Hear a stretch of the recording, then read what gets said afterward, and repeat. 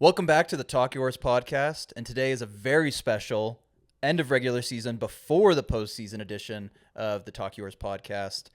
Today we are going to be predicting the 6 major NBA awards. That's MVP, Rookie of the Year, Most Improved Player, Sixth Man of the Year, Coach of the Year, and Defensive Player of the Year. I don't know why I forgot that for a second. No Executive Player of the Year. Yeah. And then I have something for Clutch Player of the Year. Corby's got a little ISO we're going to give him later. We will not agree on a single award. We can go ahead and get started. MVP, Who do you have third place? MVP, I have Giannis Antetokounmpo in third place. I hope there's not a ton of argument from you on that. I hope there's not something up there. But we can't argue it. You don't agree that he's in third? I got Tatum. I think even though it's only third place. Already starting off with this bullshit. Look, dude, this is what. Swear to God. Okay, okay, let's just go ahead and get it out of the way. Yeah. I have Jokic second and Shea first. Yeah, I know you did. So I know you do. So this is what I have to stay consistent. What I value is winning. And as great as Giannis has been, he has been amazing. They're not a top 10 team in the NBA, record-wise. You can't have him in any kind of MVP discussion, in my opinion. You can absolutely have him in an MVP discussion when he's having literally, I looked at it. He's having the 30th best PER season of all time. Dude, whatever that means. He's having a historic year. That's great. He's the second leading scorer in the NBA. He's, having the best season of his career. A guy who's already won 2 MVPs is having the best season of his career. And you can't even put him at third. Wow, he sounds like the MVP. You should pick him. Hyping him all up. Yeah, but there's 2 guys who have had a lot better seasons. So. Jason Tatum is on the third best team in the NBA. Yeah. And is, leading that team in points, leading them, I believe, in rebounds too. Probably not assists. I actually don't know. I should have done research, but it's only third place. You know what? Who cares? Whatever. Doesn't matter. They both wear green. Let's go on to the number 2. I have more yelling to do at you later. Right. You already said you have Jokic at 2. I have Shea at 2. Let's get into it. What is your justification for Jokic at 2, if there is anything new that we haven't talked about? So Jokic at 2, he's the best player in the NBA, right? And he's on an elite team. Are they top 5? No, but I think he is that good where, to a certain point, he has to surpass all of these. The Houston Rockets don't have anyone. The Cleveland Cavaliers, no. Mm-hmm. Well, okay, the same amount of no for the Rockets as Cavs. I don't know why I emphasize it even more. So he surpasses a lot of players. I just think there's one player who is on the best team in the league who is, top 2 in the NBA, and I've always personally valued that. Should I just go ahead and give my... I don't want to hype Jokic up. That's for you. You hype Jokic up, and I'll hype up Shea. Go ahead. Yeah. I kind of want to allow Shea to lead into Jokic. That's what I want to do. So tell me about Shea. Tell me about your MVP. All right. Shea Gilgeous-Alexander, mm-hmm. averaging over 32 points per game. Mm. 5, I don't know stats. Around 5 rebounds and around 6 assists. Mm. Great defender. Is he one of the best? The OKC team is so good. Is he one of the best defenders? No, but he is an elite guard defender compared to the rest of the league. Right. He is on the best team, 68 wins. 68 is the most wins outside of the 2016 Warriors since the 96 Bulls. Mm-hmm. And I believe it is 7th best of all time. I believe the rest of the teams were the Celtics and the Jerry West Lakers and teams like that no one really cares about. Just kidding. I don't mean to be disrespectful, but so pretty much he's leading the 7th best team. His box plus minus. This is the one stat I do have, which is how good is the team when he's on the floor. He is plus 900 for the season. The second closest is Jokic at plus 600. That gap is probably, so it's at least for sure, the gap between 1 and 2 is larger than 2 and 25. Mm-hmm. Now it could be a lot more spots. I didn't really care to look, but I just knew that. Yeah. And personally, we were both in the car one time and we looked back. The last time that there was a guy who was on the best team in the NBA and led the league in points per game that didn't win MVP was Michael Jordan in, what was it, 97? 97, when Karl Malone won the MVP. And that is widely considered to be one of the biggest MVP steals of all time in a lot of NBA circles. So. Right. So I'm not saying in general, but just when it comes to NBA awards, I'm a very traditional man. Right. So I kind of like to just do what always has been done. You'll see that with most improved. I like a traditional most improved player. I don't like changing it up with these new stars like John Morant or whatever. Mm-hmm. And with MVP, it's always been, until Russell Westbrook, a guy whose team was top 5 in the NBA. Right. In the win column. And any of those teams in the top 5, Shea is by far the best player. Like it's really not even close. And then you can argue Jokic. I just personally think my value of most valuable player is the player. I personally don't value at all how bad your team is when you're off the floor. I only care about what happens when you are on the floor. And I mean that's really my whole argument. I like just kind of debating you rather than just giving my own argument. Right. No, and it's a good argument. Let me just Get a better one. not a better one, just a different one. Okay. I want to preface it by saying this. I am sick of the dialogue surrounding these two guys that goes to the extent of trying to defame one or the other in order to elevate the other one.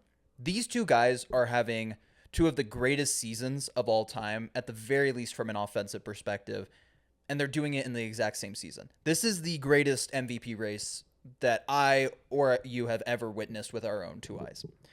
So I really want to start, even though Nikola Jokic is my MVP, I want to start by giving Shai Gilgeous-Alexander his flowers. Like you said, he's the best scorer on the best team in the NBA. And they're 16 wins better than the next best team in a very strong Western Conference, which, by the way, is the difference between that second best team and the 11th place Suns. Crazy. The Thunder are an entire conference better than the best than the much better conference in basketball, right? He's having the 25th best PER season of all time, and he's first in win shares, 9th in defensive box plus minus. He's second in the NBA in box plus minus, obviously to Jokic, but again, the gap between him and Jokic and everybody else is so significant that you have to really put those two guys in a tier of their own. Second in VORP, again, 0.9 behind Jokic, and 2.3 ahead of third, which is the same as the difference between third and 10th. Wow. And he has the 8th lowest turnover percentage among players with a usage rate of above 20%. So he's an extremely efficient scorer. He's extremely good at taking care of the ball. He's essentially a perfect basketball player, right? He's everything you could want out of a point guard. And the reason I wanted to throw these advanced stats out there is because I feel like they don't get talked a lot. I feel like you hear a lot about points per game, rebounds per game, assists per game, and people use that to take away from what Shai is doing this year. What Shai is doing is incredible. It is absolutely mind-boggling how good he is this year. This is prime Michael Jordan levels of good. And another thing, too, and I was going through this, and this isn't necessarily something that I was looking at for the MVP argument, but Shai is only 13th in the NBA in free throw rate, which is the rate at which you take free throws relative to the number of shots you take in a game. So when people look at him and they go foul baiter, foul baiter, baiter, foul baiter all the time, right? Relative to the number of shots he's taking, yes, he's high, but he's not as high as a lot of other guys in the NBA. And I feel like this doesn't get talked about a lot because people just look at the pure free throw attempted numbers and they go, well, he's taking a lot of free throws, so that must mean he's just foul baiting. But the guy takes damn near 21 shots a game. Relative to the number of shots he's taking, it's nowhere near as bad as Trae Young. And Giannis is obviously for a different reason, but, you know, those guys at the top are way worse when it comes to foul baiting and not playing a so-called pure style of basketball. And it's funny, Right. a lot of people who criticize him idolize Kobe Bryant, and Kobe Bryant was the same way. And Kobe's been vocal about his ability to trick the refs, and like when he'll notice when a ref has a certain angle and it's not looking, and he'll either foul him or he was a guy who got to the free throw line a bunch. And listen, basketball is and maybe football falls into this category too, but basketball especially is very unique in this quality that we have as fans to attack players for intelligently using the rules. Baseball is the one I always like to compare it to.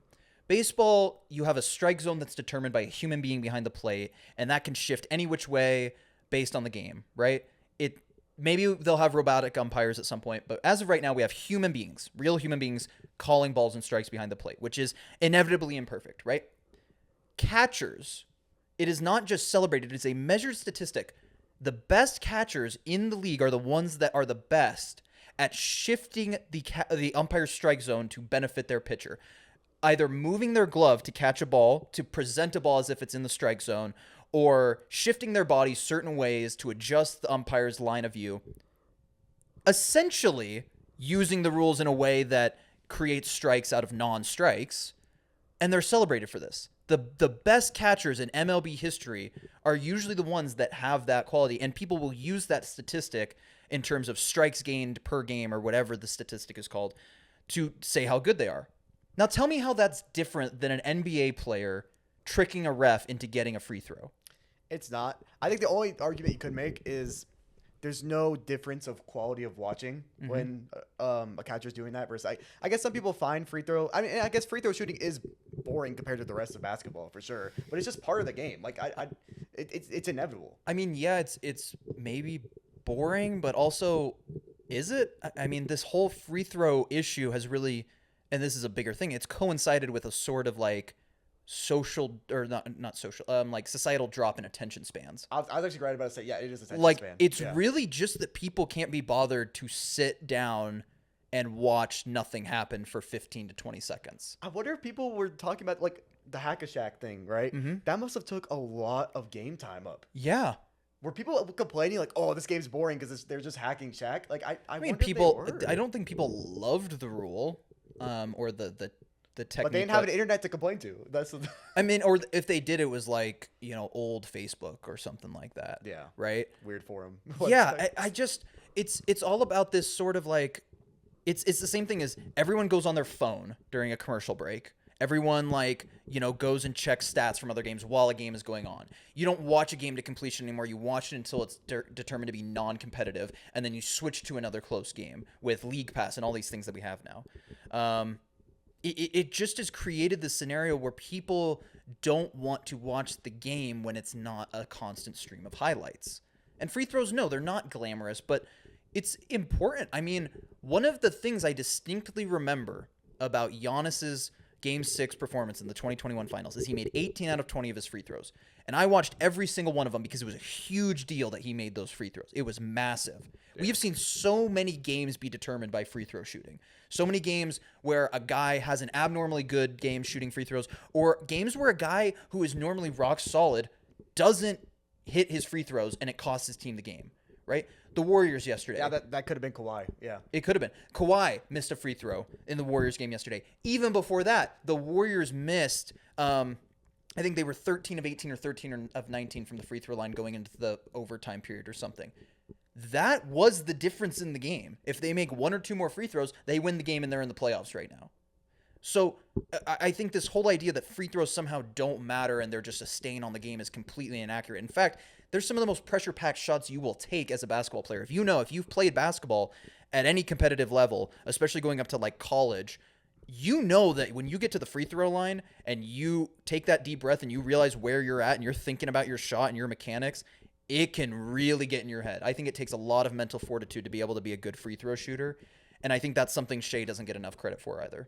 Yeah, for sure. Now, having said all that, Nikola Jokic is my MVP, and here's why.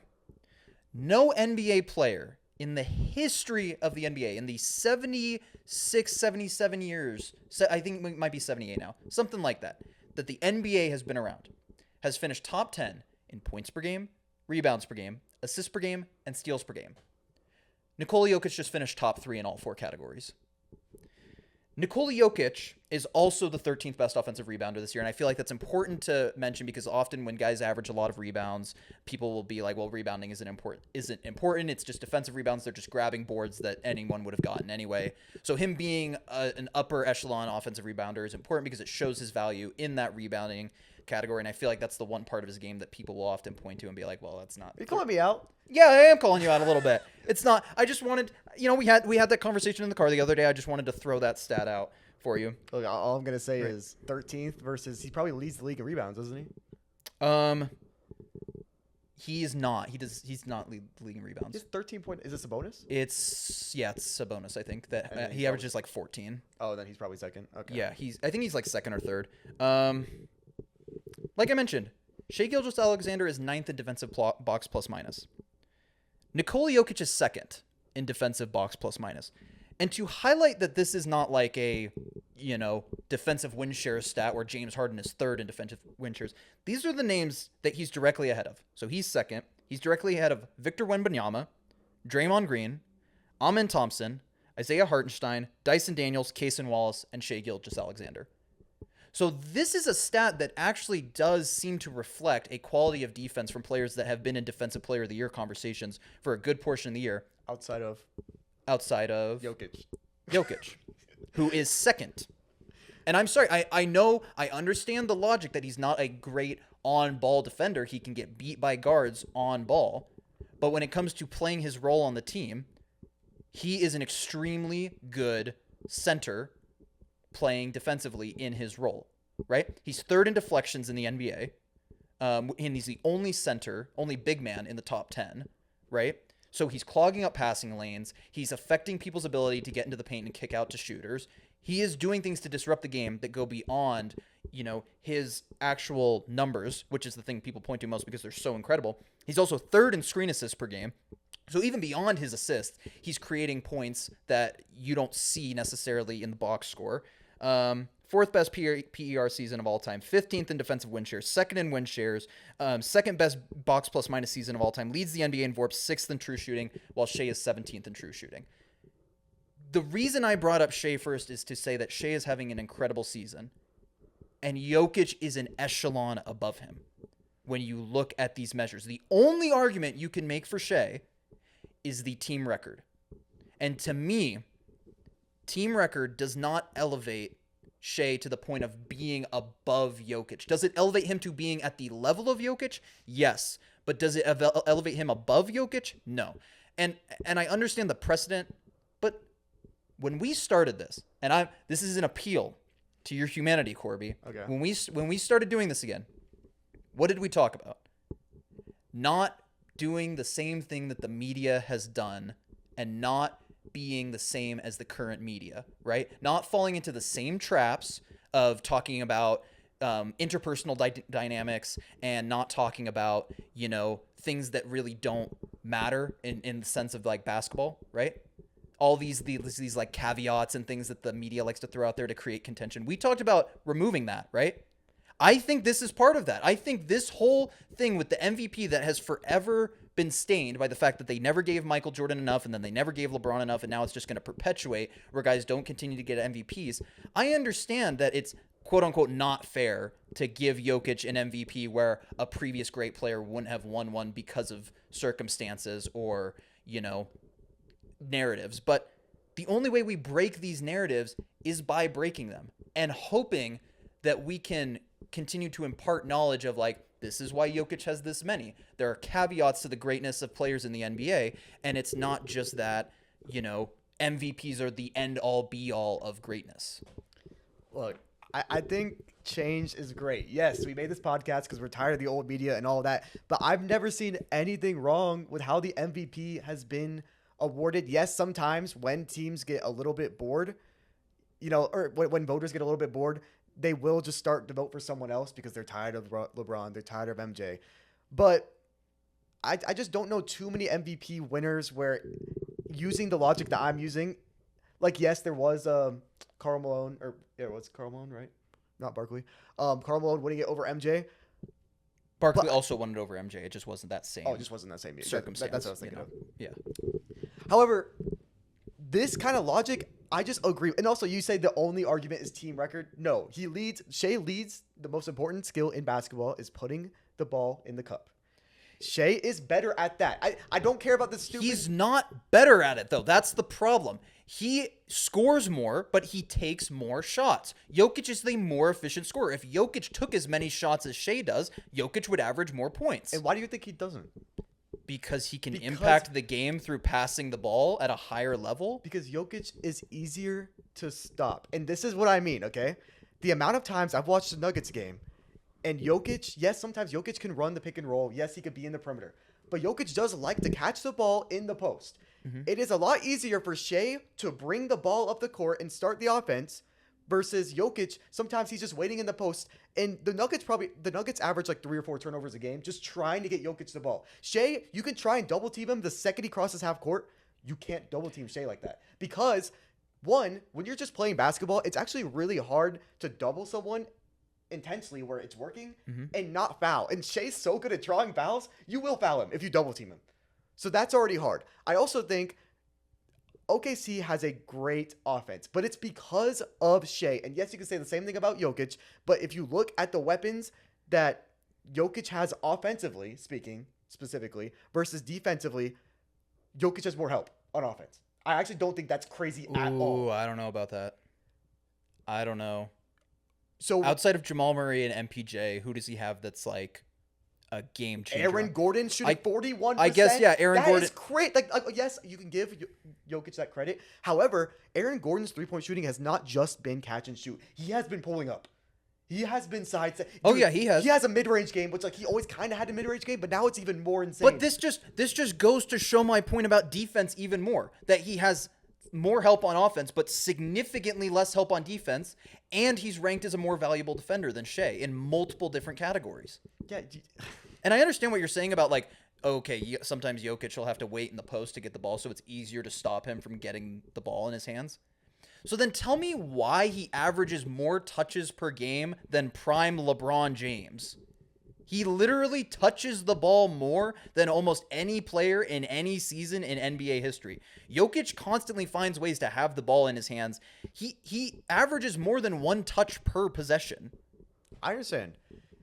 But he is the most efficient. Like when he scores, he is the most efficient when he is posting up. He will get the ball a lot in the perimeter, but he is not good at like teams just find they find it easy to double him when he has the ball on the perimeter. Also, another thing about Shea being doubled is he's really good at beating a double team. Mm-hmm. Like, because, like I said, you can't actually double him because he will draw a foul because you have to play aggressive. So he will just split that double like no NBA player I've ever seen. Yeah, no. Jokic cannot, and yes, he does generate better shots, right? Jokic does. He's that good of a passer. You can't double Jokic because he will find the open man. Mm-hmm. However, this might be a little Jordan versus LeBron thing. Mm-hmm. But if you can beat the double team, if you don't have to pass to an open role player and you can take the shot, Right. that's what I see in Shea's game. I see Jordan in Shea's game, and this isn't some GOAT debate. Right. But sometimes you have to value that over making the right play. But LeBron is your GOAT, right? I don't have a GOAT. Oh, you don't? If I'm talking to you and Mateen, I say it's Michael Jordan. If I'm talking to my dad, I say it's LeBron. I'm not even kidding. That's how I operate. Yes, I do. Fair enough. I need an opinion, but like seriously, it's so split down the middle. Yeah. I guess I'd say like LeBron's the GOAT, but Jordan's the best. I guess. Yeah. Yeah. Anyway, I get what you're saying. If you can beat the double team, there's no need to find another guy and like rely on that other guy to make a shot or do something like that. I just don't agree with this philosophy that, because Shea can beat a double team in a different way than Jokic can beat a double team, that makes him a better player. Better scorer. It's just, okay, he's a better scorer. Corby, you're allowing a single three-pointer to dictate your opinion on the MVP race. He averages not even 3 more points per game than Jokic, and yet you're saying that his prowess as a scorer is so much greater than Jokic's this year that he deserves the MVP based off of that. Well, a single three-pointer for every game in the season. Don't disrespect a whole 3-point per game difference. That's fine. But if you looked at their totals at the end, like imagine Jokic goes out and puts up 29, 13, and 10, and Shea puts up 32, 5, and 5. Who had the better game? And they both won the game, I'm assuming. I mean, obviously not like winners and whatever. Like they played different games, but put up those numbers, right? I'm going with the guy. I think Jokic is slightly the better player. So Jokic's stat line, I guess. I watched Shea. And by the way, so we didn't agree. You do agree? Yes, Jokic does have more offensive help than Shea does. I would agree. I would agree with that because I mean, I'm just Jalen Williams, Chet, Kaysen Wallace, Dort, and those guys. Caruso. Aaron Wiggins has come on, but I wouldn't even like put him in the same category as Aaron Gordon. Yeah, only so many games of Chet, only so many games of Hartenstein this season. No, I agree. So I agree that Jokic has more offensive help. Once again, that is to my point of Jokic being like Jokic might be the second best defender on the court for the Nuggets a lot of the time. And that's not a take that a lot of people are going to like to hear. But aside from Peyton Watson, who's better on defense than him?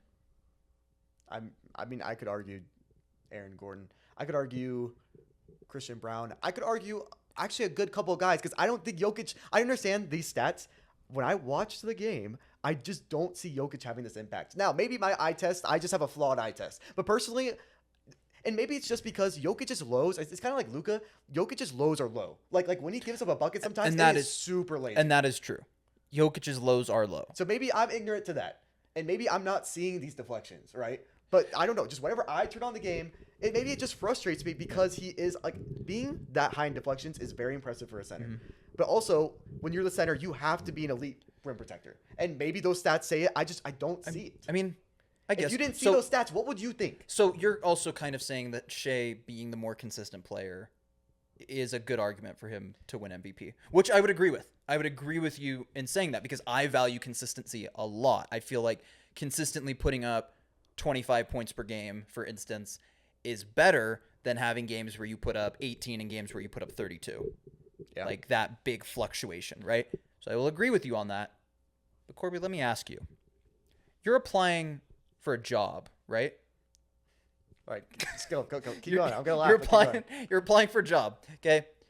You have two options. One is an office job. You get a consistent salary. No chance to maybe you'll move up a little bit, get a little bit of a salary bump. You'll stay about $70,000, $80,000 a year. You work the same job for the rest of your life. You'll be fine. Or option number two, you take a job as a journalist in New York City working for, a company that has direct affiliations to guys at ESPN. If you do good work, you get bumped up to ESPN. Are you not going to bet on yourself? Are you not going to take the opportunity that's higher value? And yes, I realize this is complete bullshit, but I'm just hoping it confused you. Like Jokic has potential. I like the attempt. I like the effort. I'm just trying to discombobulate you a little bit. I know you're just throw you off your game. But I wish I knew how long it's been. I don't remember when I clicked record for this. It's probably been like 20 minutes though. I think so. Yeah. Yeah, we both gave our takes. Yep. So I mean, obviously, would love to see people give their takes in the comments too. Always nice to see what the populace has to say. Our populace of 24 people, which I just want to say, I mean, I don't know. I know you do your own channel, so maybe you're a little more used to this than I am. This is my first time doing anything like YouTube related. I mean, just this channel in general. And I just do want to say a brief thank you to like all of you who have like subscribed and watched these videos. I mean, we came back to this after being gone and being really like, inconsistent with our uploading and just seeing like the reception we've got, even in our limited sample size, has been really encouraging and really nice to see. So, obviously thank you. And, I hope you continue watching these and enjoying these. We do really love doing them. And this is a passion project purely right now. I mean, we're not making any money off this. We're just, I feel like we both love doing this. So yeah. And just wait till we're done with school because it's going to go even more. Dude, the playoffs, the off season. Yep. The offseason is always when we start it, so it's actually a little bit weird. Get ready for football to start too, and once that gets wound up, no, I'm really excited. This will be just a fun year overall. A lot of fun. Anyway, moving on. Are we going? Who do you got next? I mean, I got rookie of the year yet. Rookie of the year. Let's go rookie of the year next. I'm happy with that. All right, cool. Number three. I'll just go ahead. I got Jalen Wells. When you talk about, we were just talking about consistency. Oh yeah. Now he just had a terrible injury, unfortunately. Yeah. But it's not as bad as it looked. Yeah, I thought it was gonna be bad, dude, that fall, but it does look like it's just his wrist. Hopefully, so that's good. He'll probably be out, the rest of the season. Mm-hmm. But you know what?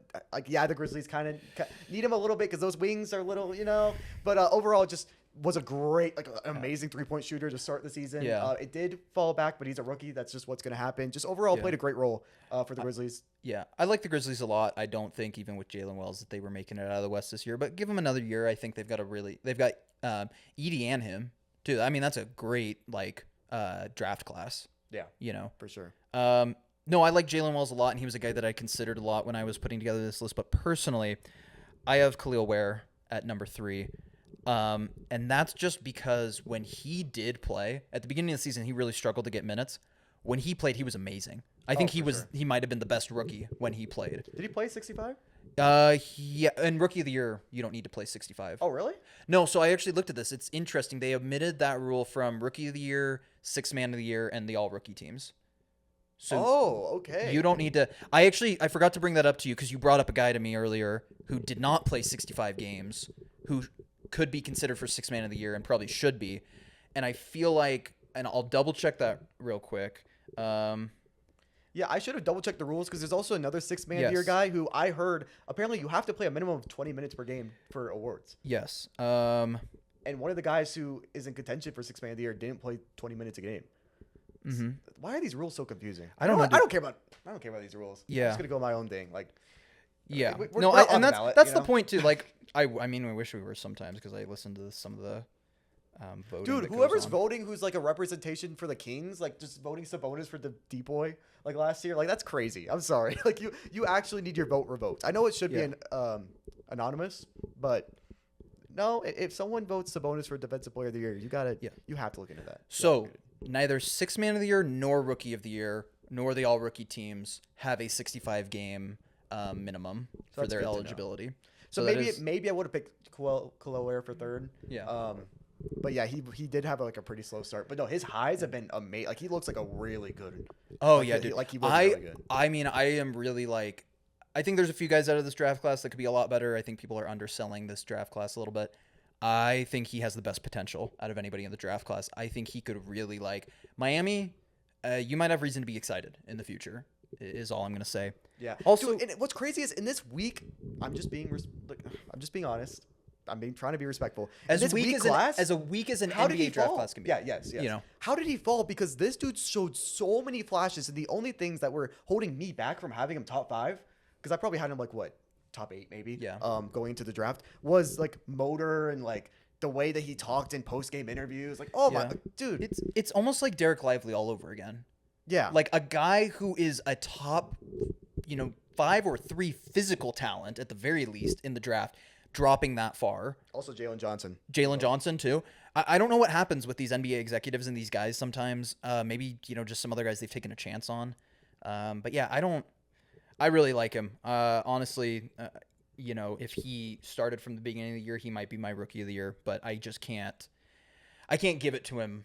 It's not consistent. Because he didn't play enough and I didn't see a full season of it. Also, dude has the potential to have one of the sickest nicknames ever. Like, I know I said something to you and you kind of like looked at me like, what? But dude, his name being Kal-El, fucking Kal-El, fucking Superman. Oh, that's right, sick as shit, dude. That is, dude. I can't wait for The his- last son of Miami. Like, That's fire. Heat Vision. Dude. Him and they need a good point guard to like that, like kind of like a duo nickname. Oh yeah. I guess Tyler Hero is probably going to end up playing point guard next year for him. So Heat Vision. Yeah. All right, cool. But yeah, I'm pretty sure we probably both have. I don't know which one's first for you. Yeah. But we probably have both for second and first. it's pretty clear. My second place is Zachary Rizage. Yes, I am a Hawks fan, Yeah. and I should be biased. I'm just being honest. I want to be biased. However, I actually think this is kind of like, I don't know, is it a hot take? I think he's the better player, but he just wasn't consistent enough. And also, Rookie of the Year kind of is like a counting stats thing, and just overall Castle. Let's be real, like he just has the better stats. Yeah, I mean, And you have the same. I have the same Ricochet, and I actually like. There was a point in time when I was making this list, and I'm like, do I even put him top 3? Because there were certain other guys that had like better, like looked better, like in terms of assists, maybe had a higher impact on their team. But I came back to putting him at second just because I really do think his situation did not benefit him at all in Atlanta. I think, number one, having to play behind Jalen Johnson or with Jalen Johnson hurt his counting stats at the beginning of the year. And then I think... Well, he always started. I know he started, but... Hunter did play a lot more minutes. But like So, yeah, Hunter, you're right, yeah. Hunter and Johnson, so that's 2 wings that are objectively better than him right now that were taking away touches and taking away minutes. And then there was a weird section at the middle of the season when I remember talking to you about this where he just wasn't really getting minutes. So I actually learned why that was. It's because he's a pretty skinny guy. Yeah. I think when the Hawks kind of realized that Jalen Johnson got hurt, or maybe it was like right before, I don't know. But when we realized that we just weren't going to be a playoff team, we were going to be a play-in team. He needs to gain weight, and yes, that should start in the offseason. But I'm pretty sure Snyder might have said this personally. I don't remember Mm-hmm. who I got this from, but yeah, because he's trying to gain weight, he's trying to not play as much because Yeah. obviously the more you play, the more calories you burn. Right. So it makes a little bit of sense. And then also, yeah, just we've just had first it was Hunter, now it's like Karis LeVert and Yang. It's just like a bunch of older guys who are gonna play over him. So I think he's always kind of deserved more minutes. And yeah, trust me, as a Hawks fan, it is frustrating when he's having an amazing game. Like he'll have like a 25-point first half, and then in the second half he takes like 4 shots, and he only plays 9 minutes. Yeah. I think he's still finding his legs when it comes to like his comfort level in the NBA. But end of the year, he really like showed us. He it was really strong at the end of the year. Out of his top 10 games, based on game score, 8 of them came after January 30th. So Yeah. he really like had a strong end of the year and a strong close to the year. So Pretty sure he had the most scored of any rookie, if I'm not wrong. 38. 38. yeah, Yeah. I think He that had like sounds right. multiple 30-point games. I think there was only one rookie Yeah. who either had one 30-point or like multiple 30-point. I don't know. Yep. But like, yeah, his scoring, yes, it's Yeah. only scoring. He's not rebounding much. He's not assisting much. I just don't think the stats Yeah. say it. I personally think he is, at the top of my head, like just like right now, I think he is the best rookie. He just doesn't get the minutes and opportunity that others do. Yeah, and I mean this next guy that we're kind of talking about because I assume I'll just say his name right now, Stephon Castle. Yeah. He just had so much opportunity, especially at the end of the year, with both Wembanyama and Fox going down with injuries. And I still think, it may personally, his stats got better, and it's gonna be the reason he wins Rookie of the Year. Mhm. But yeah, he definitely fit really well with Wembanyama. Yeah. And when he went down, and then when Fox went down, all this added pressure of him to score has like really ruined his percentages, but it's helped his stats. But in the first couple of months, I thought he looked like really good. Obviously, like the shooting's one thing, but outside of the shooting, he has a very well-rounded game, and just overall, Yeah. you saw it at UConn. Like he just helps teams win. Yeah, I one of the things that surprised me as I watched him at the end of the year, especially in the game they had against the Warriors, is that most rookies are really good at when they're good. They're really good at scoring the ball, and they might be good at like drawing attention and then finding an open shooter, right? When they're a guard. He is actually a very good game manager. And what I mean by that is in that game against the Warriors, coming down to the clutch, they did not have Chris Paul in the game. They had Stephon Castle in the game, dictating tempo and running sets and creating looks, not just off of assists, but off of secondary looks, off of driving, off of just, managing the game and also scoring when he needed to score. That was very impressive to me. It came off as very mature, and it was honestly just watching like a rookie who had a very good sense of like knowing when to score, when to pass, not just relying on his physical ability, but really using his mental tools to impact the game. I think was really exciting to watch. I think Chris Paul has likely had an impact on him, and we've seen Chris Paul have huge impacts on young guards before, one of which we just talked about. So Yeah. I think he'll continue to get better. I don't know that he'll be the best player out of this draft class. But Yeah, I will say, even though like I'm giving him all the props in the world, Castle's been great. People calling him the next SGA, I've seen it. Okay, let's relax. I mean I like the I guess I don't like it. play style. I don't think it's a skill comparison at all. I think you're comparing a guy who is top 2, top 3 in the NBA right now to a guy Who's right now 25% from 3. Like yeah, I like mean, he still could, be and if he impactful. takes the huge jump, he takes the huge jump. I just don't see him being that player. Another slight concern of mine is how he's going to fit next to Fox for a full year. I am like, the more I think about it, because I was like excited when the Spurs initially made that trade. I was like, oh my god, they finally got a point guard for Wembanyama. And then I thought about it, and I'm like, is this going to be the right trade for them overall? I don't know. Yeah, Like, I don't. You're potentially stunting Castle's development. You are kind of removing Devin Vassell from the lineup in a lot of ways. Like, I guess he could be a 6-man. Well, I mean, I think eventually if Vassell takes a leap, he can be over Harrison Barnes. But At the small forward, though, I mean, he's not a super. What's he like? 6'7". Oh, is he actually? He's just skinny. I don't know why. He doesn't look that tall. Unless he's when like 6'6", but yeah, he's. Yeah. I think I use Speaking him of as a Harrison Barnes, I didn't know what his like counting stats look like. I think he's like top 10 in true shooting. Oh, I believe it. in the NBA this year. He knows his role. He's played Yeah. it well. There's a reason the Spurs were in that kind of race before Wemby went down. Like they were in the race to be one of the well, I guess the Mavericks and Kings kind of had to dip off, but yeah, but it's like, I mean, if the Mavericks, like, obviously Mavericks traded Luka, if they ended up where they were now, you could see the Spurs taking that spot from them. But yeah. Yeah, no, I mean, he sent the Warriors to the gulag, so like, Warriors legend. Yeah. Dude, so many Warriors fans were like pissed on social media after that. All I saw for like 2 days after that was the game 7. Was the game 7. Yeah, It wasn't just the game 7. It was his entire highlight like clips of missed shots, game 5, 6, and 7. Someone spliced them all together, and that was all I saw like everywhere. And I don't get it, man. Like, the dude helped you win a championship in 2014-15.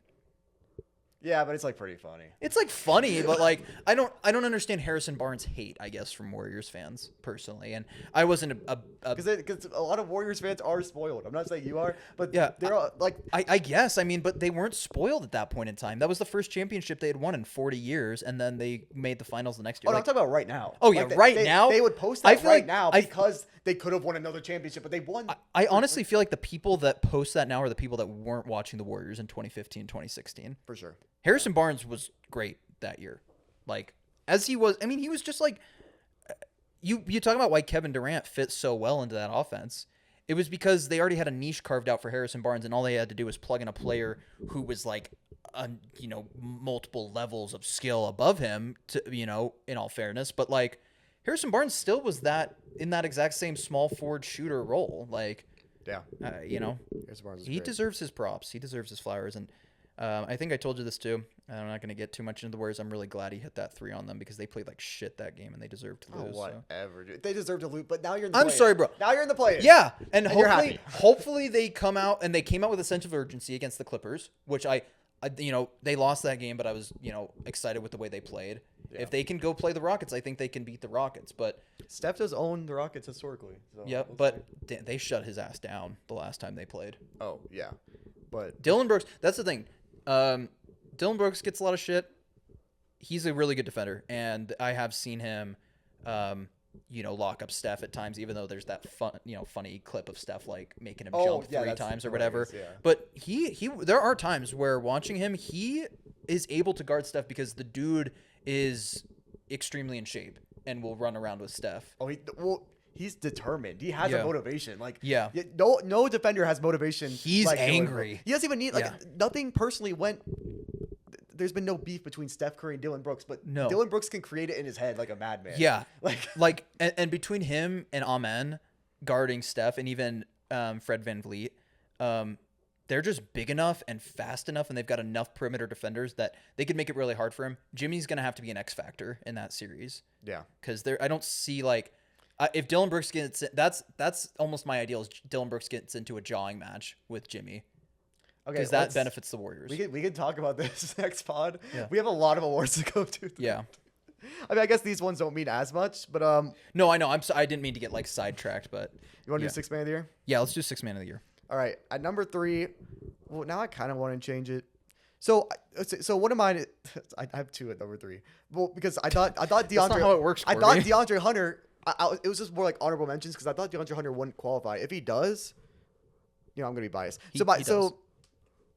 Okay. So then at number 3, then you know what? I was gonna have Ty Jerome, but like I think there is a 20-minute per game minimum or something. I'm not gonna have Ty Jerome. Number 3, Blake Beasley was 1 3-pointer away from leading the NBA in 3-pointers made off the bench, which is like if he did it, it would have never been done before. Now, Ant wanted to be petty, which I respect, and Blake Beasley has been active on Twitter recently, and he loved it. I think Blake Beasley did care, but he's gonna be a good sport about it. He's not just gonna. I mean, I feel like anybody in the NBA is gonna care about that, right?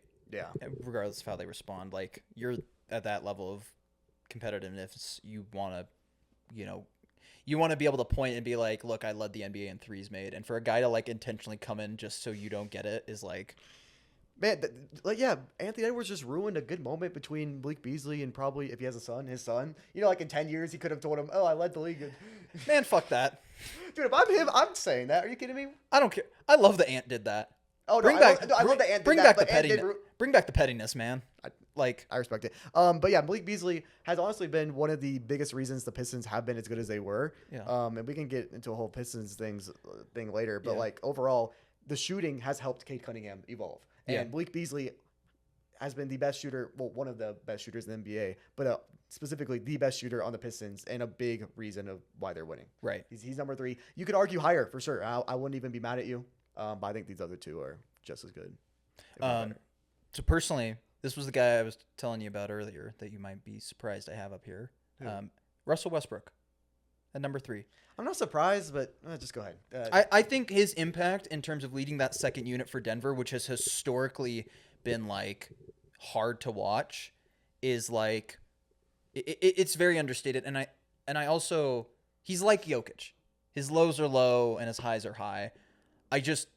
That's obviously why I don't have him like 2 or 3, right? Yeah. But I mean, he's averaging like 13, 14, 6 and 6 off the bench.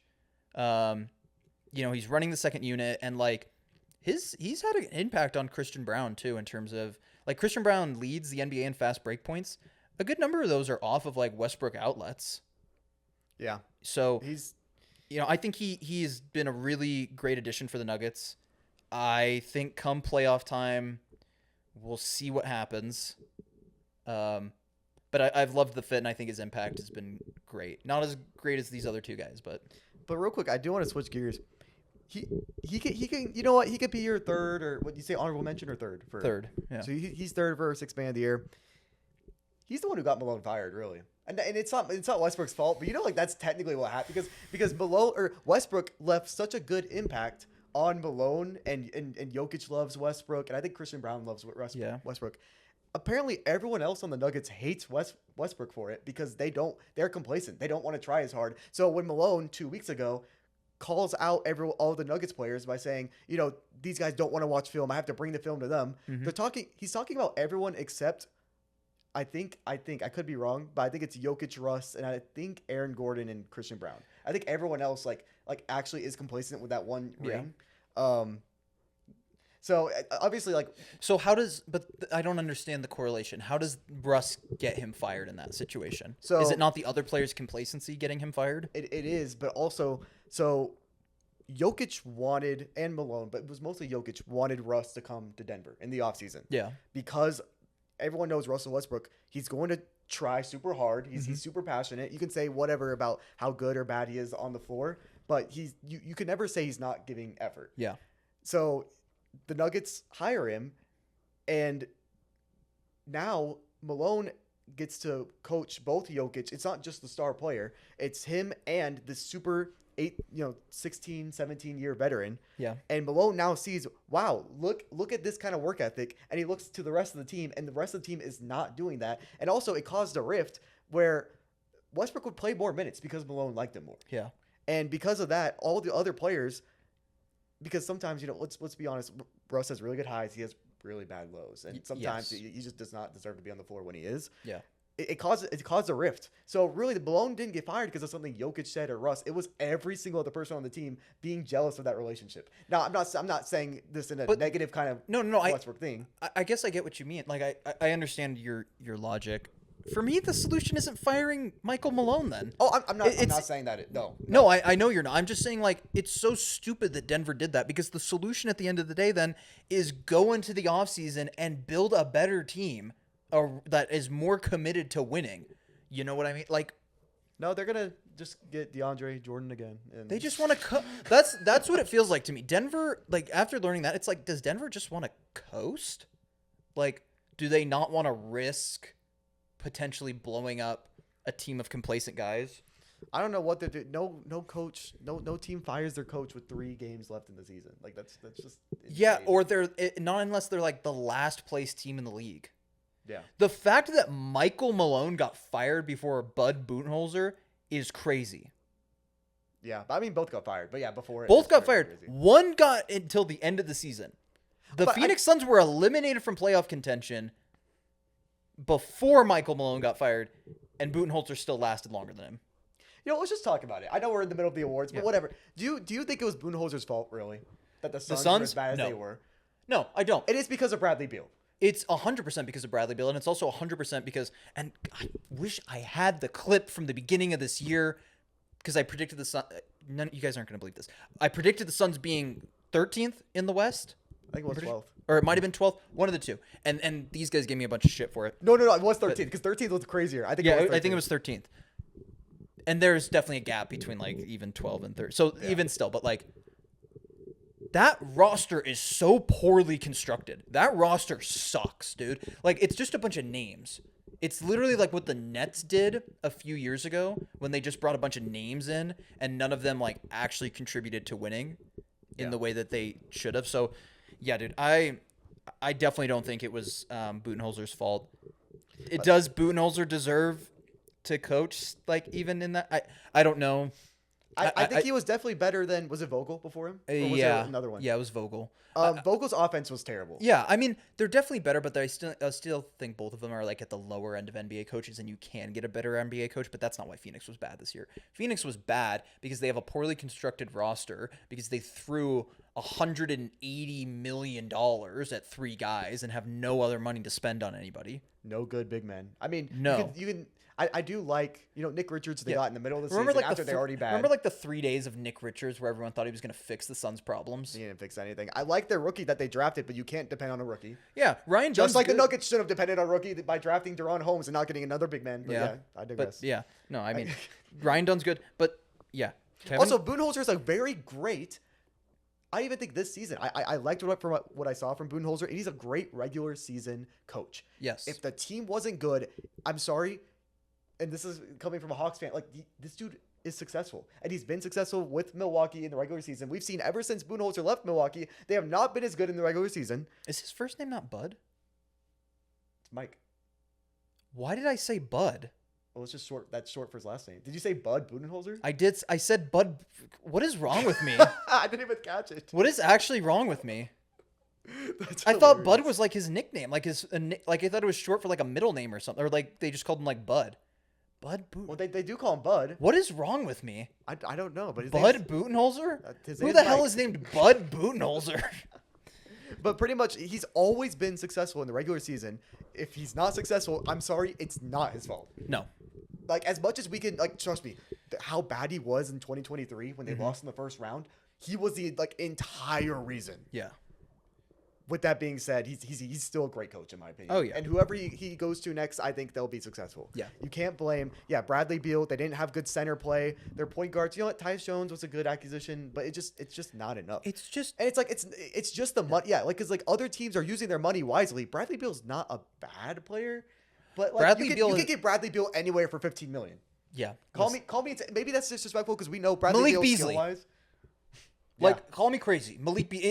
I'd rather have Malik Beasley over Bradley Beal this year. Oh, for sure. So like, yeah. I mean, yeah, dude, it was just it was a poor trade to begin with. It was a trade made out of desperation because they made the finals in 2021 and then they blew up their team and then they were trying to scramble to figure out how to Just insane. I don't even know how we got there, but like, who was your? Oh, Russell Westbrook. Russell Westbrook. We were talking about Michael Malone, then we talked about Budenholzer. Not Bud. Did you have anything more to say about Russ? No, I got my. I mean, God, how much more can we say? Even like. All right, cool. Yeah. Then guess what? I have to be biased. Number 2, I'm going Peyton Pritchard. Peyton Pritchard Oh has had my a great God. He's had a great season. Just absolutely insanely efficient. He like the games he has when Tatum and Brown don't play. Like he's actually expected to drop 30, which is pretty insane. Even off the bench because he's only started I think 2 games out of the entire season. Has been a great playmaker overall. And this is like a whole nother topic, but I'm not gonna lie.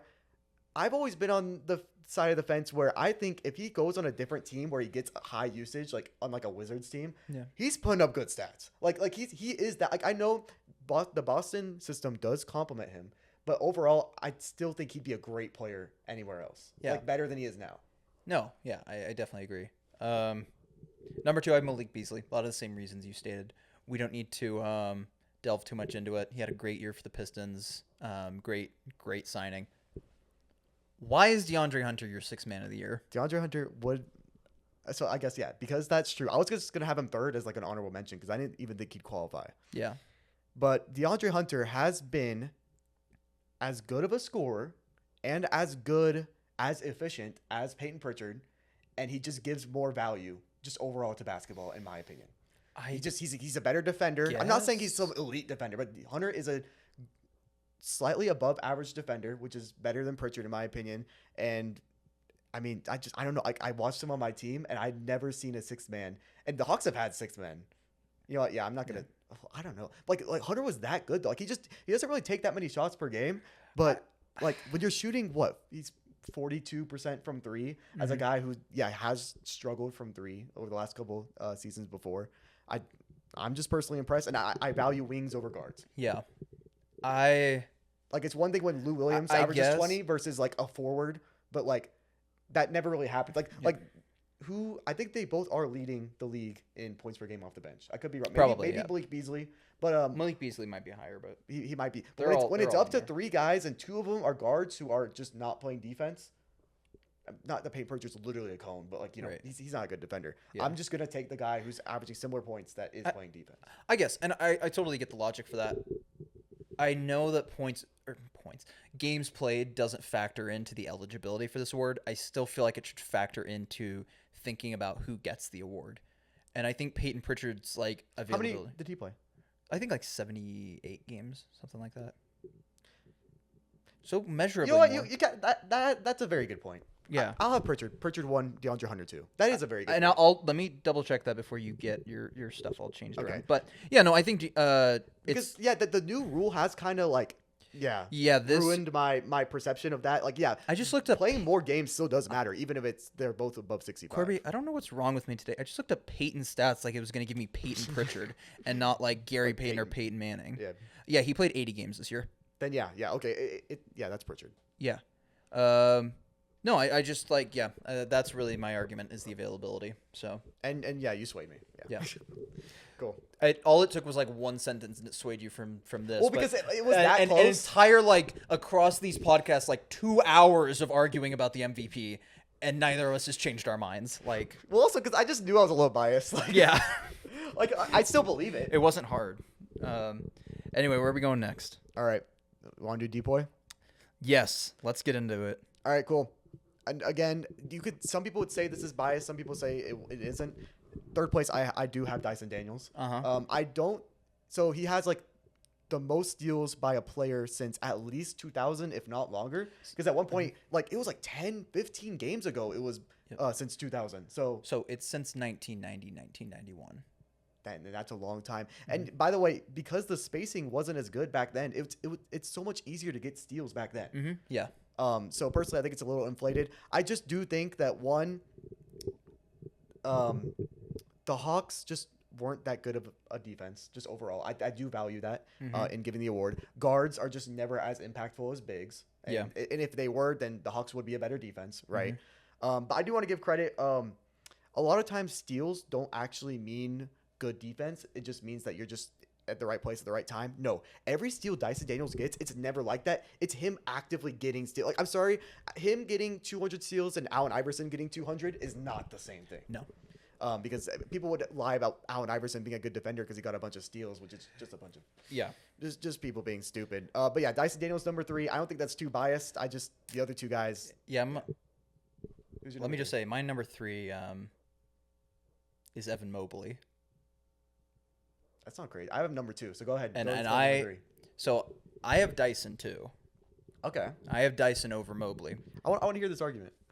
Mobley, when you look at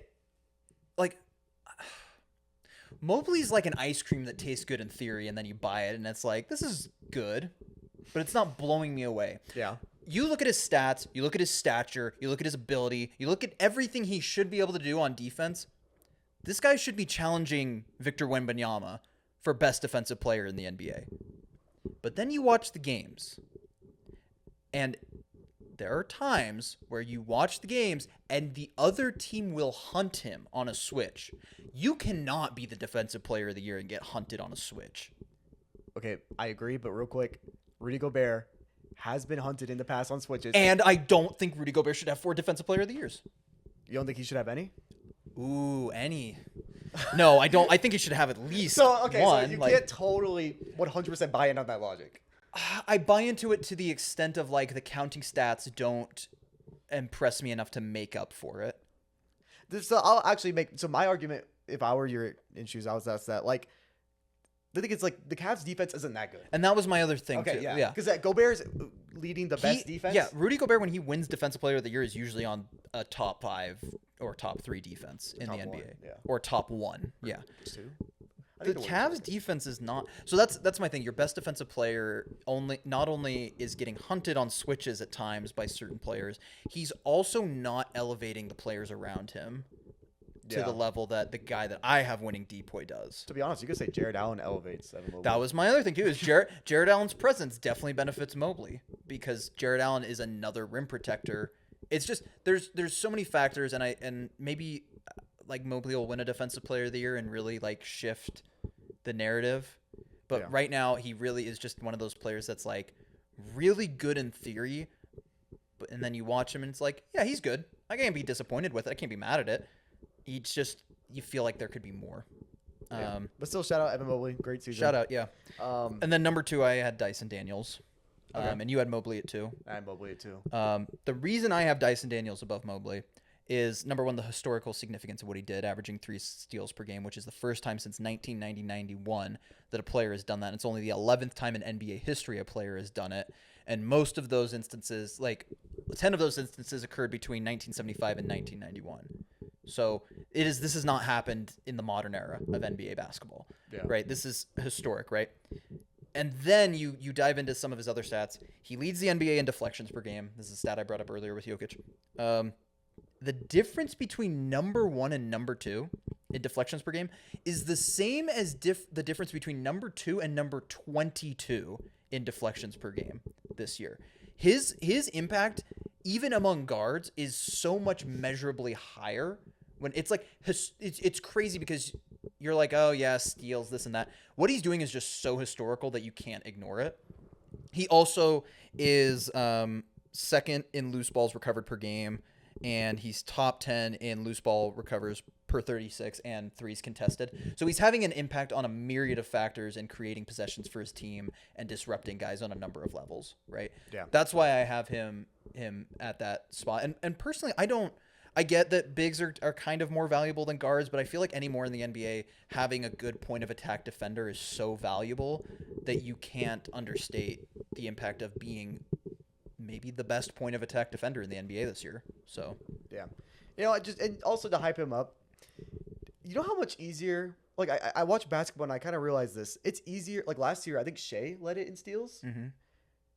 It's so easy to do that when you are on an elite defense. Mm-hmm. Once again, Allen Iverson, because he had so many good defenders around him. Yeah. Like, Dyson doesn't get easy steals. I'm sorry. Like, yeah, you could nitpick a couple, but for the most part, it's him, like, actually being so smart and just knowing, like, how to strip the ball or how to, like, a lot of his passes are deflections, just him, like, reading passing lanes. Not just the passing lanes being right there. Like, he's actively, and that also is probably a reason he leads in loose balls is because he's, deflecting it, because it's, like, the passing lane so far out, he has to deflect it and then run after it, right? Yeah.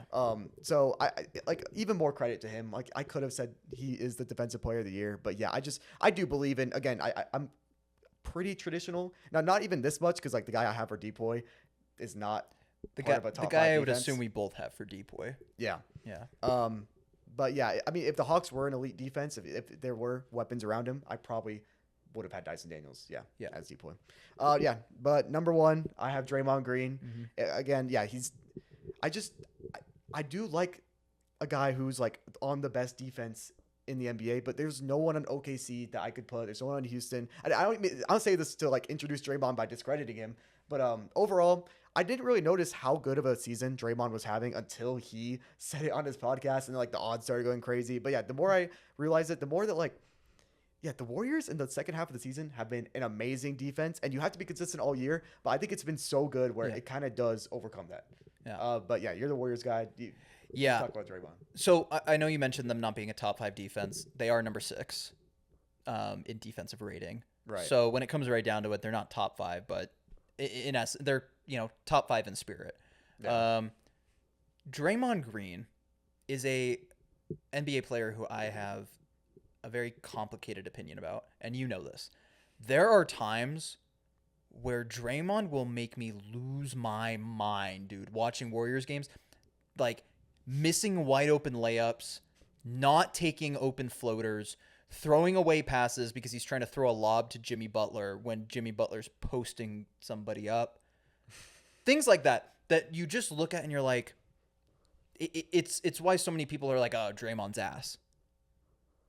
That dude might be one of the best defensive players I've seen in my life, ever. The fact that he only has one defensive player of the year is criminal. And I don't bring this up with a lot of awards because I feel like it should be awarded based on the value of the player that year. But just going into like the fact that Rudy Gobert has 4 defensive player of the years and Draymond Green has 1, that's crazy to me. That's absolutely insane to me. Going into this year, there has been such a shift in the Warriors' defensive mentality. Even from the beginning of the season, I know you say like last half of the season they really spiked. Even from the beginning of the year, they've been a better defensive team than offensive team. He has really impacted guys like Moses Moody, Brandon Pajemski, even Buddy Hield and Jonathan Kuminga to be much more engaged on the defensive end and much more intensive. And it's not often that I buy into this idea of like this guy should win an award because he makes his teammates better in terms of like just purely based off of that. Or that being one of the main arguments, but I really do buy into that with Draymond. I feel like defense is one of those things that you can argue it for. He can switch positions 1 through 5. Like truly, he might be like one of 3 guys I've seen in the last 20 years of me watching basketball, which is my whole life, that I can switch positions 1 through 5. Him, Kawhi, and LeBron. Those are the only 3 guys I've seen that can switch 1 through 5 and not be taken advantage of in any of those matchups. That's incredibly valuable. Maybe Rod, but I never watched Rod. That's right. You said, like you said in my time of I can only like I didn't want to comment on somebody that I've only seen like highlights. That's fair. I try to do that too. Yeah, you know. I don't. But yeah. So there's that. There's the fact that he is playing center for a team that does not have a good defensive center. I mean, Trace Jackson-Davis is a good defensive center, but they don't play him. So he's playing center for them at 6'6", and he's probably still one of the better rim protectors in the NBA, even just by counting stats. I mean, there's not much to say. He's just not much else to say. He's just Draymond Green. He is just. I've never seen him truly get taken advantage of in a one-on-one matchup this year. I've seen him make maybe a couple mistakes on defense, but he more than makes up for it with his great plays, and every game there's at least 1 or 2 plays he has on defense that legitimately impact the game in a crazy way. And yeah, he just deserves that second DPOY. He really does. So I do kind of agree that the energy you bring and the leadership, I think defensive leadership probably should be factored into DPOY. I didn't even think about that, but it's honestly a really good point. It's just harder to factor into other things because offense is so different than defense. Yeah. But yeah. All right. Yeah, you said it all. Yeah. So yeah. I don't have too much else to say. We can go ahead and go to most improved player. Yep. Most improved. So player. The guys who are at the very top for odds, I don't know if I have. I haven't really looked at the odds, but overall, I like I said, traditional. I'm going for guys who have the best jump or the highest jump in like points per game, rebounds per game, whatever. I'm sorry, Cade Cunningham is not on my list. He is not most improved player. Really? No, I don't think he improved that much. I think all that happened was he got spacing. I think he's the same player. So we'll talk about it when we get there, but I definitely think that he has improved this year. And then we can talk about that. And number 3, I have Austin Reeves. Austin Reeves is he was always a legit NBA player, but wow, he's good. Like I heard people, so the Lakers in Minnesota is an official matchup now. And people were saying that Austin Reeves would be the second best player. Or no. Okay, it wasn't Minnesota. It was Houston. They were saying if Houston and the Lakers did match up, Austin Reeves would arguably be their second best player, if not their first. And I looked at it. I'd have Sengun. No. I'd have their Sengun. First. Yeah. Okay. I'd have Sengun over him, right? But he probably would be their second best player. He'd probably be the second best player on a good amount of playoff teams. Like this guy is one of the more offensively, but just even in general. I mean, I don't know, in my opinion, like the amount, how efficient he is, how good he is off the ball and on the ball, how good he is with LeBron, without LeBron, with Luka, without Luka. His ability to play make is insane. He's not a bad defender. I know you're gonna look at this white dude and be like, yeah, there's no way he can defend. He's actually a above average defender. Is he like elite? No. Like I'm not gonna compare him to like a guy like or at least their defense is still got like what's his name, Jaden McDaniels. But overall, he is from what I've seen an above average defender, and overall, I just didn't see. I saw flashes of these in the past years, but he has completely elevated it. I think it is like a 5 point per game jump, maybe 6. I think he jumped in assists too. But so he did jump, and then just overall, I do see a difference in just like leadership and like obviously, yeah, LeBron and Luka are 1 and 2 on the team. They're the leaders, but like Reeves is now kind of like that third leader. That I always thought of him as just like one of the other role players. No, he is up there. He has the hierarchy. I am so glad that you were the one that brought up leadership and not me. We'll circle back around to that later. Okay. But did you get everything you wanted to get off about Reeves? Yeah, I got it. So number 3, I have Christian Brown. He's taken a tremendous jump this year, especially in his like scoring output. And yeah, you could say that's just a product of him getting more minutes, but I really do think it's a product of him understanding where to be on the floor better, running lanes on the fast break better. And he's been a solid like half court offensive threat too. Like he's averaging like 15, 16 points a game. I think something like that. And last year he averaged like 8. So that's a significant scoring jump. The reason I don't have him higher, because statistically he might have taken one of the biggest jumps out of anybody in contention, is because there are still definite holes in his game. Like he's certainly improved his scoring ability and his wherewithal in terms of where to be in the half court. He's still not a guy who is you're going to trust to play make for other guys. You'll trust him to catch on a backdoor cut or slash to the basket, but he's not a guy who you can really diversify your offense around, at least in my opinion. And defensively, I know he's good, but there are still times where it's like Jonathan Kuminga syndrome where he like will just get blown by. And I think that he'll figure that out later. But I just think guys are so crafty at that level that any misstep you make, they'll take advantage of. And I think he still makes a few more of those missteps on defense than I would like. So I feel like he's improved significantly in scoring. It's just some of the other places where the other guys on this list I feel have improved significantly that he hasn't. And that's why I kind of have to put him at 3. Okay. Well, I put him at number 2. Mm-hmm. I just think overall, like, okay, he does still have flaws in his game, but I don't think it's his fault. Like, he's doing as much as he can, and he's like, I know he's not a great defender, but he kind of has to be that point of attack defender, and he's replacing the KCP role, which I just don't think is ideal. So in an ideal scenario, he's not having to be KCP, and he's having to just be the all right defender that he is. In an ideal scenario, he's in the Aaron Gordon role. Yeah, but overall, every time I watch him, he plays so perfect. And he has obviously point per game jump, but that's what I see. I look at him and I think, wow, he is rarely going to make a mistake. You talk about the playmaking thing. I just don't think they ask him to play make. I don't really see him turning the ball over like crazy. I could be wrong. No, I mean, you're right. It's just tough for me to like not go off of what I don't see. Yeah. Or sorry, go off of what I don't see or not go off what I see. You know what I mean? It's just like, yeah, he could maybe, but that's a hypothetical. If I don't see it, I don't know it. Right. Yeah. Okay, who's your number 2? My number 2 is Cade Cunningham. And it's one of the big reasons I have for this. I think his playmaking's gotten a lot better. You say spacing, but I do think his ability to, like we talked about earlier, slow the game down and play at his own tempo and not just create looks for other guys as a byproduct of him looking to score, but create looks for other guys as a product of him attempting to get them involved, which is why he's averaging 25 and 9 this year. One of 2 guys to do that. The other one's Jokic. I think that has improved significantly. I was really glad you brought up leadership with Reeves, because Cade Cunningham's leadership has taken such a significant jump this year. Like that team, he is far and away not just the best player, but the leader of that team on a team full of like veteran players. And let's not act like that's an easy task looking at the Pistons.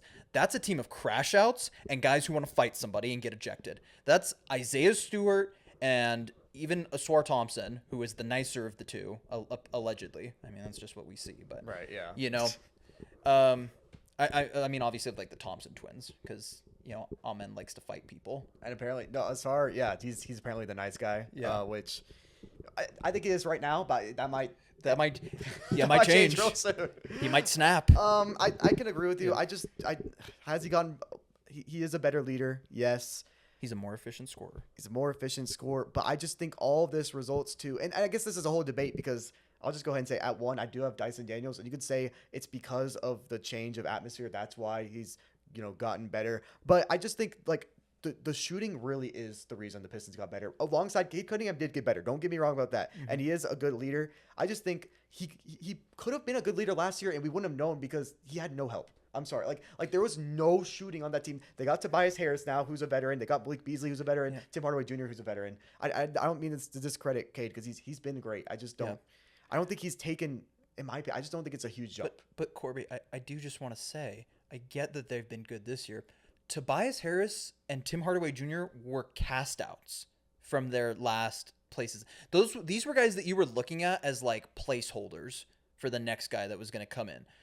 And we'll also get to this later during another discussion. But I think the fact that you've put those guys around Cade Cunningham and he has definitely made them better is significant too. It's not just that these are shooters and they benefit him. I think they've been super benefited by his playmaking and being able to play in a role where they don't have to take on much of an offensive load if they don't need to. They can really work within the flow of the offense. I agree with you. Yeah. So I'll just go ahead and say, yeah. My most improved player is Dyson Daniels. I mean, when he was let's start with this.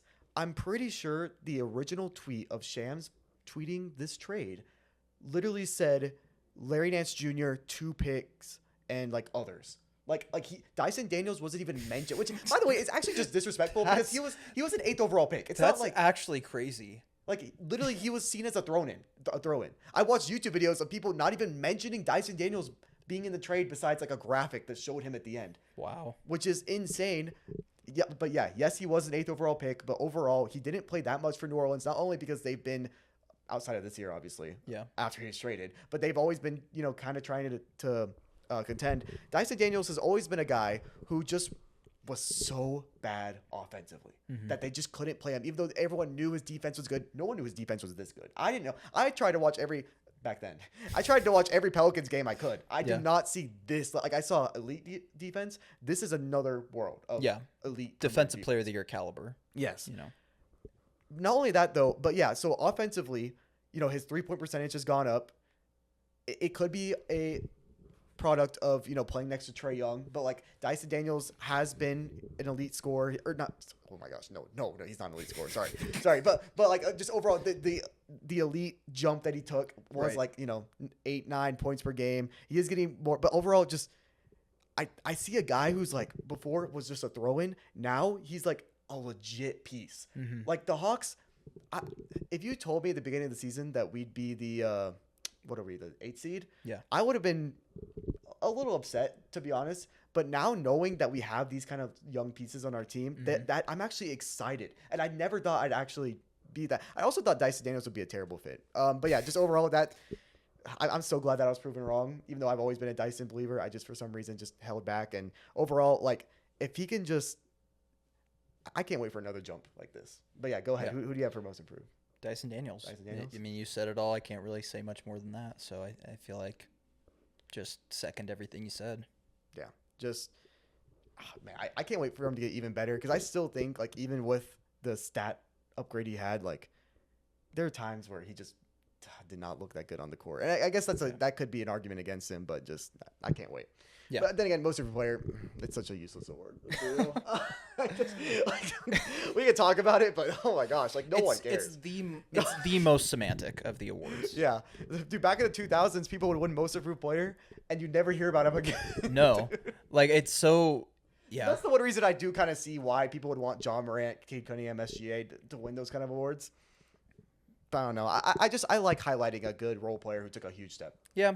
That's it's always been an award for me that just should signal like keep your eye on this guy next year. You know what I mean? Like I don't need it to be a guy that I already know about. Yeah. It's kind of my like discovery award where I'm like who's a guy that like maybe I didn't pay enough attention to this year that I'm going to want to watch next year. Right. And Cade shouldn't have to win most improved player for him to get a bunch of hype from the media. like just what he's doing in general should be getting that. Now, but like Dyson Daniels, I don't think Stephen A. Smith should be going on ESPN talking about Dyson Daniels. He can if he wants, but overall, my favorite player in the NBA is Dyson Daniels. Cool. Coach of the year. Coach of the year. I don't know. This might be my hottest take because I see my third place guy as a guy who's like the overwhelming favorite for Coach of the Year. Mm-hmm. I have Kenny Atkinson. I have him number 3. That's not crazy. And I don't think it's crazy because these other 2 coaches have just flat out been better. But I don't even want to give a reason why it's not Kenny Atkinson. I'm just going to say great season. Oh my goodness. I thought I predicted the Cavs to be what, like the 7, 8 seed, I think.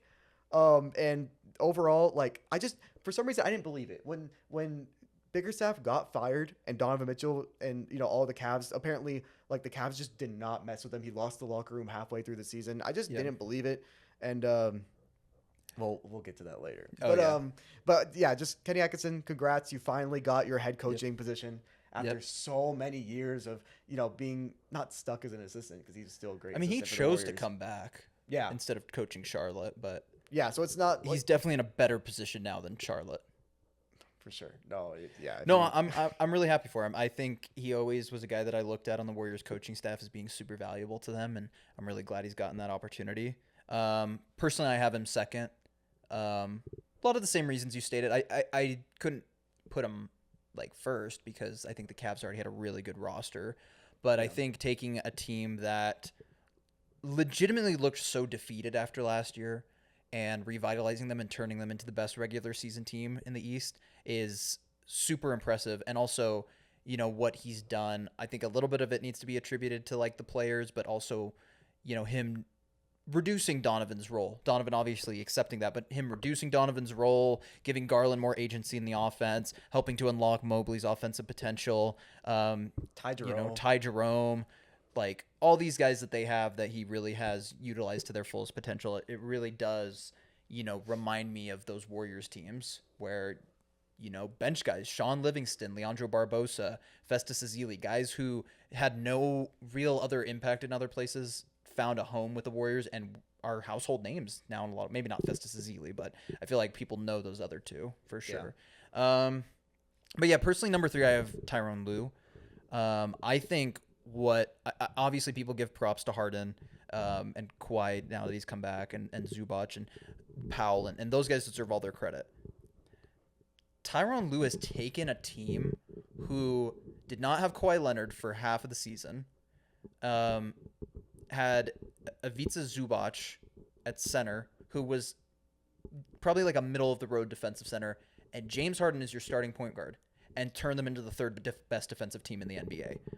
I mean, Ty Lue is a guy that, gets brought up periodically every few years as being like a great coach and, then doesn't have like finals success or great playoff success. So people kind of drop him out of that conversation. But to me, he's in that category of like an Eric Spoelstra where he's just consistently found a way to utilize a lot of the talent around him to the best of its ability. And let's not forget, the Clippers were projected to finish outside the play-in by a lot of, By me as well. Yeah. Me too. Yeah. I really thought they would. And so for that reason, them finishing 5th just warrants, if anything, a shout out to Ty Lue for the job he's done with the Clippers. Sure. I'd rather use Coach of the Year to kind of give props. I'm not going to argue. He wasn't that good of a coach. But, yeah. Like, who am I to say that somebody is not that good of a coach?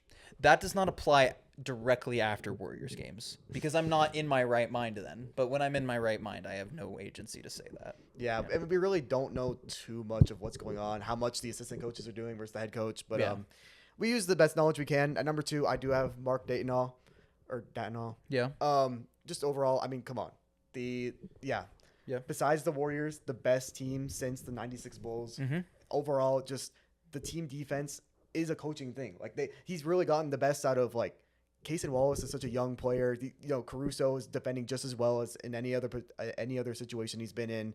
And they've, SGA hasn't been hurt. But they've had a couple of injuries with their big men, and the fact that they've been able to utilize like Jalen Williams, not J-Dub, but the other one at the 5, his way of making the Hartenstein and Chet duo work together, it's been really good, and it's just overall impressive. I really want to give him number 1. In fact, he might deserve it, but I can't get I actually, same argument with Kenny Atkinson for me, where I was like, I could think about giving him number one, but I just couldn't I think we have the same guy.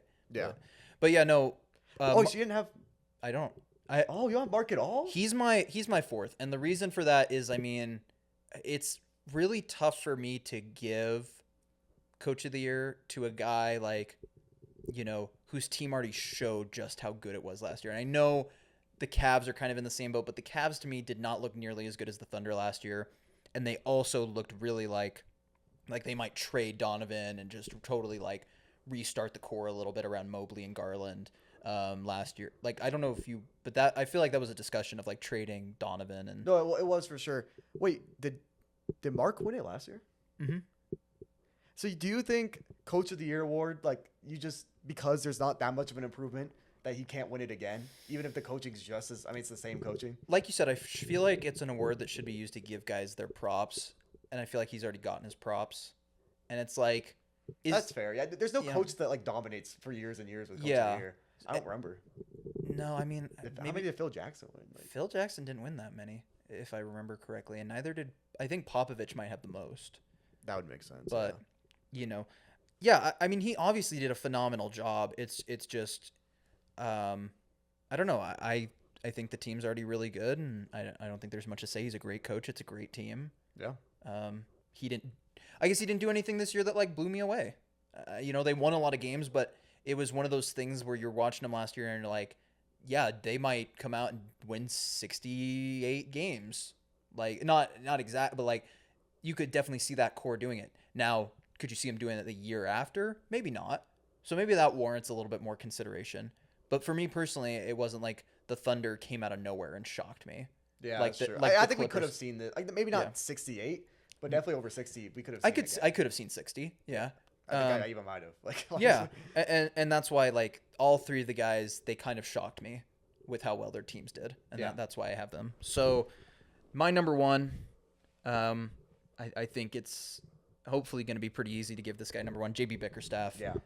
Which, by the way, I don't think he'll get it, which is kind of insane to me. He tripled. Yeah. And yes, Cade got better. Yes, they got shooters. Tripled their wins. That's never been happened. That team lost 28 straight games last year, and they barely lost 28 games this year. And a lot of the players did come back. Like, it's not like they had a total rebound. Their major offseason additions were Malik Beasley, Tim Hardaway Jr., and Tobias Harris. And they improved by 30 wins, and now people are talking about them potentially beating the Knicks in the first round because they beat the Knicks in their season series this year. Right, yeah. Like, yes, it's a great fit, but fit can only do so much when the talent wasn't a total. There wasn't that much talent. Yeah, JB. Yeah. And honestly, it's crazy because JB, like, yeah, I guess he lost the Cavs locker room last year, but before last year, he was seen as a great coach. So it just seems so out of the blue that this happened. I guess maybe like a bad fit or something, but he is a great coach. And also, I feel like we need to at some point have a conversation about if losing the locker room should be considered as much as it is when it comes to making a great coach. Because we've seen now 3 guys who quote unquote lost the locker room and got fired for it. One of them just improved his team by 30 wins this year, JB Bickerstaff. The other one has been consistently taking the Grizzlies to the playoffs.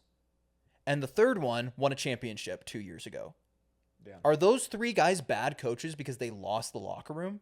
Or is it just that the dynamics of the locker room didn't fit the coach? Maybe they just needed a scapegoat. You think that's it? I always think that's the case. But it doesn't make sense in some of these cases. Like, what do the Denver Nuggets need a scapegoat for?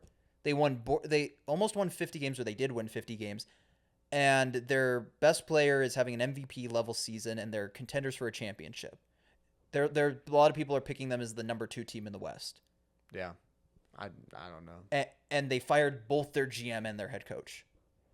Like literally, I remember me and you when we heard the first one, especially with the Grizzlies, but even this one, we were like, it has to be like sexual misconduct or something. That's the only explanation that makes sense. Like they're just trying to get out in front of it before the story breaks. Yeah. If it happens next year, something like this, I won't even be surprised, I guess. No, dude. And I thought Mike Brown getting fired was going to be the most shocking thing I saw all year. Not even top 2. Not even top 2. Like that was still crazy. Because he was a coach of the year, wasn't he? Dude, that's insane. All right. Yeah. we're so dude. This is actually a pretty long pod. Yeah. Yeah, clutch play of the year. I just decided to troll. Third place was the last game winner, Bub Carrington, because it's a stupid award. Second place, Harrison Barnes. Bang. Yeah, you're pissed. And number 1, Draymond Green, because he's just so clutch. Tried to foul bait.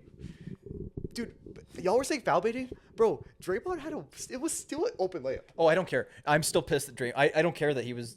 I was mad that he was foul baiting in that situation and made the layup harder for himself, but he still missed a wide open layup. Like, dude. Like, even if, like, yeah, there was a defender near, dude, it was like 2 feet away. Like, Draymond just. My DPOY. Yeah. That's my DPOY. all right, cool. Let's go. All NBA teams. All NBA. We can go through the first team pretty fast. I feel like we have the same 4. Unless you. Potentially. Oh, yeah, okay, let's go. 3 for sure. We have the same 3. Yeah. That's crazy. Okay, whatever. Okay, so my first team All NBA: Shai Gilgeous-Alexander, Right. Nikola Jokic, Yep. Giannis, Yep. Jason Tatum. Mm. You don't have, and then Anthony Edwards. And I actually kind of do go in order, even though it's not an award to go in order for. I just I wanted to make sure I got the right teams, so I just did order anyway. I guess I kind of went in order, but I also didn't. I just put who felt right. So obviously Shea, Jokic, Giannis, those are your easy 3. I also had Anthony Edwards, and then I had Cade. First team All NBA. Is that so? How do you determine All NBA? Do you think Cade Cunningham's a better basketball player than Jason Tatum? Vibes. I'm sorry. I just go off of like I don't know what you want me to say. I put in all that fucking advanced analytics slot into the MVP. This is off of vibes. I don't care because that's all these NBA teams like it's just off of like, oh, what guy kind of did more than another guy and their team was not as good, but they were good enough to make the All NBA and they averaged points and assists, but they all like, yeah, it's just, it's so semantic from year to year. Do you remember when DeAndre Jordan made first team All NBA? Yeah. Yeah. So I mean, luckily that's fixed because the center spot was, right. can only pick centers. Right. But I do think it is way more. It just matters if you make a team or don't. Like, I don't think first team or second team matters that much. You just have to make a team. Yeah, I gotta be honest. Third team was so much harder for me than either of the other 2. Oh, for sure. Because at least it was like, okay, I can get to third team, and there are certain guys that are going to be guaranteed to be on there. But then I started thinking about like who I had to cut out. 65 game minimum is great. Save my ass. All right. But Time for my bias to show. Second team All NBA. I have Cade Cunningham, LeBron James, Karl Anthony Towns, Trae Young, and Jalen Brunson. And Trae Young, I actually looked through a lot. Some people did have Trae in an All NBA team, but a lot of people didn't. Mm-hmm. The only argument I'd make for him making an All NBA team is we've never seen in NBA history someone average as many assists per game as he did this season, average as many points as he did this season. There's never been a season where someone averaged at least 11.6 assists per game that scored 24 a game. The closest was Magic with 23, which, by the way, he is in Magic Johnson talks. Yeah. So, yes, was he the most efficient compared to other guards who I had not making it? No, he was not. Did he average more turnovers? Well, that comes with assists. Yes, he did average more turnovers. But overall, I do think Trae Young, and I think I only picked him because it's more of like a career thing. I'm sorry, it sounds stupid, but A legacy. You gave Trae Young Listen, an All listen, NBA listen. legacy award. we're gonna look back at Trae, and people will see he never made he missed half the All-Star teams. He didn't make most All NBAs, but he's gonna be somehow 6th or 5th all time in assists per game, or total assists. Sorry, Corby, is that not crazy though? you need 4 beers deep talk. Like it's a necessary evil of the NBA world. You need a guy. You need a Todd Gurley. You need a Trae Young. You need guys that are like you can just sit there and you're a little bit buzzed, and you're just like, damn, they didn't get what they deserved. They should have got more. And you're not wrong. I don't know why you mentioned 2 different Atlanta athletes, but I don't know why Matt Ryan. That's 3. It can't all be Atlanta. No, we need other teams. Is it not? Like, think about it. Think about all the guys that fit into that category from Atlanta that are like, damn, they should have got more, but they just came around at the wrong time. Dominique Wilkins. Yeah. Josh Smith.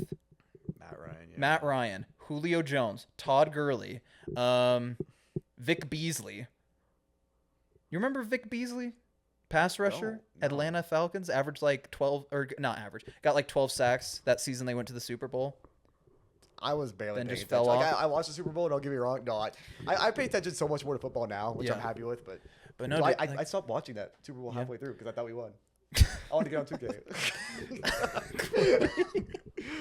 Bro, I was watching with my mom instead of my dad. Like, you think my mom cared to watch the whole? Honestly, that's the best case scenario. I got to be honest with you. Yeah, Instead me of like actually watching it, sitting there and sitting through that whole thing. especially with my dad. Oh, like he would have been pissed. Yeah, or he was. Dude, pissed, watching your dad's team lose when it's your team, it feels like your dad's team because I feel like you're watching the last hope of a man get broken in front of your eyes. Yeah. But, Not that he's near dying, but I have another 30 years. Like, oh yeah, I'm good. yeah. Hopefully. Just go ahead and say your second team. Funny enough, we had a decently similar second teams. A couple differences. I had Donovan Mitchell, Jason Tatum, Jalen Brunson, Karl Anthony Towns, and LeBron James. So obviously we just flipped Cade and Jason Tatum. Oh, so we can have some good discussions. There's players I don't have at all. Really? Well, there is one. Well, I did. Okay, let's just so yeah, I don't think there's anyone too shocking for you. So we can go ahead. Yeah. My third team: Steph Curry, Evan Mobley, Jaren Jackson Jr., James Harden. James Harden's the one where like I'm super on the edge about, but I'm giving it to him. Yeah. And then Domantas Sabonis. I think Sabonis actually easily deserved a spot. Yeah. And I think he should have been an All-Star. Corby, I know you said we have some like differences, but we have almost the exact same third team. Really? Mine is Steph Curry, Sabonis, Jalen Williams, Evan Mobley, James Harden. Oh, okay. So the only difference is you put Jaren Jackson Jr. instead of Jalen Williams. But this is the big difference. You have Donovan Mitchell second team. I don't have Donovan Mitchell at all. Which is crazy to me that you think don't it have is. Donovan Mitchell all NBA at all. We talked about the Cavs taking their foot off the brakes. You Mitchell think- stopped doing anything. You think in that that's second half of enough the to season. warrant somebody? They won 64 games. I'm looking at counting stats. Donovan Mitchell does not have the counting stats. I understand the No, winning. but it- all NBA has always been a mixture of counting stats and team success. not mine. Oh, so now it's okay to change the criteria Bro, for the award. I now, when it suits your purpose, you can change the winning criteria for the award. MVP is the only award that I really care about winning for. Or technically DPOY because of, like how they rank. But their defense ranks. but your argument was that historically that's how it's been done, and so you got to kind of stick with historical stuff. Well, I like how it is for MVP. I don't like it for all NBA. I'm sorry. When there's a person, only one person can win the award versus 15. I want to give it to the 15 best guys. Yeah. Also, MVP is not best player in the world. I'm sorry. If it was, yeah, I'd give it to you. No, but it should be. Well, no, that would be best player in the world award. Yeah, Corby. This is Yeah. most improved player. Yeah. I So know, when you most see valuable player. MVP, what do you think of? Pretty good. Good guy. I mean, it just, Yeah. he's the spotlight for the season. That's Oh, actually he's what just I- the okay, spotlight. Yeah. Because when I think he's of, the passenger princess when I for think the of year. Russell Westbrook in 2017, he wasn't the best player in the world. He was. Yes, he was. That year, he was the best player in the NBA. He was not, and trust me, I rooted for him to win the award because, dude, yeah, when you're like 16 or 15, whatever you are, Yeah. watching Russell Westbrook, that's the most fun player ever. Yes. To ever watch. So Yes. trust me, I was rooting for him, but he was not the best player in the world Corby, we were not 16 or 15. in 2017. In 2017, you were 14. Oh, it was. Corby, we were in middle school. I'm a whole year That's older than crazy. you. Yeah, no, you're Corby. You're like 5 months older than me. It's like damn near. Whole year. Did you ever learn how to round? You're basically 0 years older than me. I'm just a positive person. I round up, no matter what. Oh yeah. No matter what. Yeah. Shay average. You know what? I'm gonna 33. hold you to that at the McDonald's and at the Panda Express. Every time we go anywhere from now on, I better see you rounding up. Not eating at those places. Literally, I eat unhealthy for like one meal, and I feel it for the whole week. I'm not even kidding. Pink box. It's gonna be pretty good. But yeah, I don't know. I just for some reason all NBA. I mean, dude, I had Trae Young second team. You think I care about winning? No. No. I care about stats. But that's totally. I just realized you swapped out Trae Young for Donovan Mitchell. I did. Are you mad? Yeah. Good. Because Donovan Mitchell's counting stats are better than Trae Young's. Whatever. More points per game on better efficiency, more rebounds, less turnovers, and then the better team record on top of it. Who has more assists? Also, Corby, are assists really valuable? Is that a really valuable stat? Because, so imagine you had a guy averaging 10 assists and a guy averaging 5 assists. Like, who would be the more valuable player out of those guys? Probably the guy averaging 11 assists. So that's my argument. Yeah. And then neither of us had Halliburton. I think Halliburton, if you cared about winning a bunch, he would deserve it. But he had a terrible start. He's been great. That's my thing. He's up there because of winning. He's not up there because of some player performance, but you get off to that bad of a start, you can't win it. But he is of all the guards besides SGA that we named, he is the most efficient one. No, he's But that also is a detriment, by the way, because sometimes he just doesn't take shots. And it pisses me off. And if he takes a shot, it's like a step back three. It was really between him and Harden for me, and to me, Harden did the same with less. He did. So also, I don't care. Timing matters, dude. That when you talk about winning, so yeah, because the Clippers won 50 games, and the Pacers won 49. 50, about the same number of games. Probably, yeah. So I think they tied. Yeah, they did the same, and Harden did it with less around him for most of the year. Yeah. So yeah. All right, that is all of our awards. I'm actually surprised the battery stayed alive for the whole thing. Dude, that's crazy. An hour 30 minutes. Really wanted us to get this off. Yeah. Yeah, this will be a good one. All right, next pod will be probably Saturday, and we will talk about just our overall playoff predictions, and we'll probably talk about the playing games. Yeah. Hopefully in a positive way. Both of us got a little bit of skin in the game for that. So. Yeah, for sure. Yeah. Well, maybe. The Hawks might. Oh, you mean just for the playing games? Oh. Yeah. Oh, yeah. Right, that's what I mean. I mean, hopefully we're talking about we're not both on here Saturday just depressed because both our teams went home. Yeah, my team's a little more likely to be depressed than yours. I suppose. I don't know, man. Hopefully Jimmy's healthy. Then again, all we got to beat is either Josh Giddey or Tyler Hero. You'd think. Giddey. You'd think we'd be able to beat him, but we'll see. You would think, but Josh Giddey has some devil magic going for him right now. Yeah, he's on a heater. Yeah. And Kobe White's been amazing. Kobe White. All right. Any last words? Stay in school, kids. Yeah, we'll see you Saturday. Peace out.